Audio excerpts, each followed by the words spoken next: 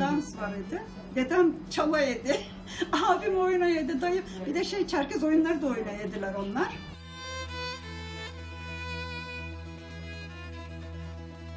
Orada Almanya'da şimdi bütün göçmenler, muhacirleri ayırıyorlar ya, kim nereye gidecekti. Ama oradaki adamlar sonra siz diyor dedeme, siz Türk müsünüz? Tatar. Yok, biz Türkiye'den Kırım'a gezmek, turist olup gitkenledik. Orada cenk çıktı, onda kaldık. Şimdi vatanımıza döndük. Onun için Türkiye'ye gitmek istiyoruz. Artık savaş bitti.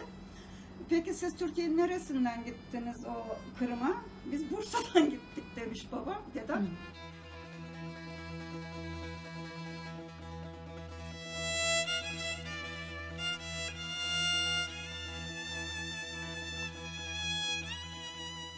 Biz de gidecektik Amerika'ya ama sonra benim bir tam istemedi. Yok, ben Türkiye'de yaşayacağım, buraya Kırım yakın, savaş her şey bittikten sonra biz gel evimize gideriz Kırım'a demiş. Yakın buradan, yok Karadeniz'den gideriz. Zaten biz Bağolgan'da hiç Türkiye'yi değil, sırf Kırım'la yaşayadık.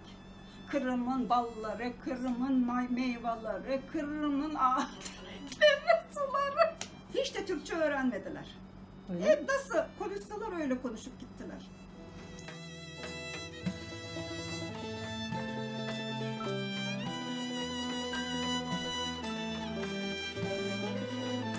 Bütün oyunları annem öğretti. Hiç kimse bilmiyordu o zaman Tatar oyunu. Türkiye'de hiç kimse yoktu.